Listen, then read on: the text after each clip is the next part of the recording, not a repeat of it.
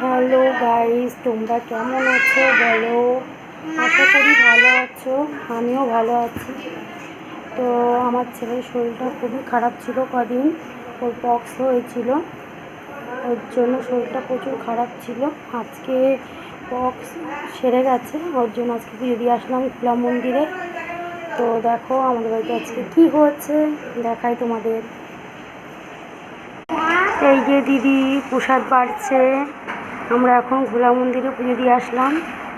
এই যে শীতলা মার, এই যে ডাবের জল, এই যে মিষ্টি ফুল সব পুজো দিয়ে আসলাম। দেখো আমাদের বাড়িতে গাড়ুর ডাল হয়েছে আজকে।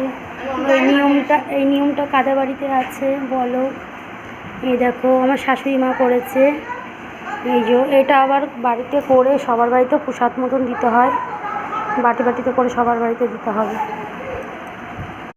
দেখো আমার শাশুড়ি ওই যে পাশের বাড়িতে দিতে গেছে, কখন থেকে ডাকে সাড়া দিচ্ছে না। দেখো এই যে সব রকম সবজি দিয়ে, কী সবজি পড়িনি, সব রকম সবজি পড়েছে। এই যে দেখো, এই যে সব রকম সবজি দিয়ে এটা করে, খুব ভালো লাগে খেতে, দারুণ লাগে। এই যে আমার বাবা, দেখো আমার বাবা দেখো হাওয়া খাচ্ছে, এদিকে উপরে পাখা চলছে, আবার এই যে হাওয়া খাচ্ছে, তাই না বাবা? দদন খাচ্ছি, দদন। এই দেখো ওর পাটা দেখো সেরে গেছে, ওর জন্য পুজো দিয়ে এসেছি। এই পায়েও হয়েছে দেখো, এই যে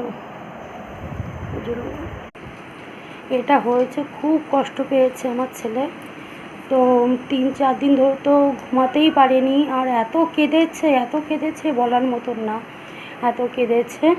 তো তোমরা আশীর্বাদ করো আমার ছেলে যেন ভালো থাকে, সুস্থ থাকে, আমার ছেলে মেয়ে যেন সবাই ভালো থাকে। তোমরা আশীর্বাদ করো এটা, আর আমার পাশে থেকো, আমিও তোমাদের পাশে থাকবো।